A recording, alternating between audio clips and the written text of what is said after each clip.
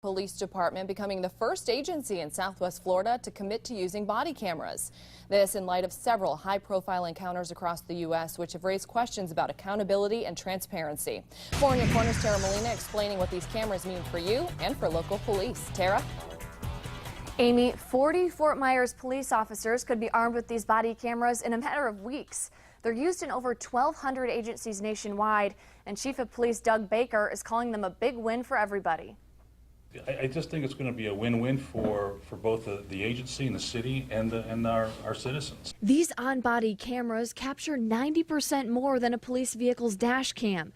And according to the makers of the camera, they're holding everyone accountable. When people know they're being recorded, they tend to behave much differently than when they're not being recorded. Studies show these cameras have cut use of force complaints in half. A subject that might fight a police officer is going to take a second thought through that process when he knows he's being recorded, because the jury or judge is going to see it.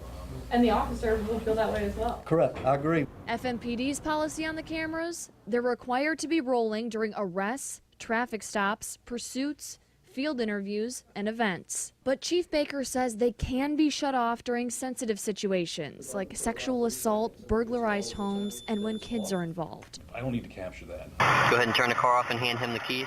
This video can't be edited or deleted. Ma'am? An FMPD policy says destroying video or tampering with the camera is not allowed. We'll be able to show that those services are being delivered and our officers are acting appropriately like they're supposed to in policy. People I talk to say seeing is believing and like the idea of the cameras. The cops can't say that one thing happened and another didn't, and the person can't say that they did something or didn't do something that they didn't do. The chief says they signed up for 5 years with 40 cameras, but hopes to expand that. We have every intention of adding to that 40. But you're not paying for any of it. Chief Baker tells me the money is coming from off-duty patrol funds. And that's what we thought was the best way to go.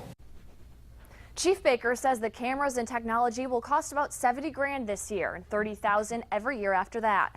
The cost of the cameras equals the pay of about 2 officers. And while the chief says of course he'd like more officers on the streets, he thinks the cameras are just as important.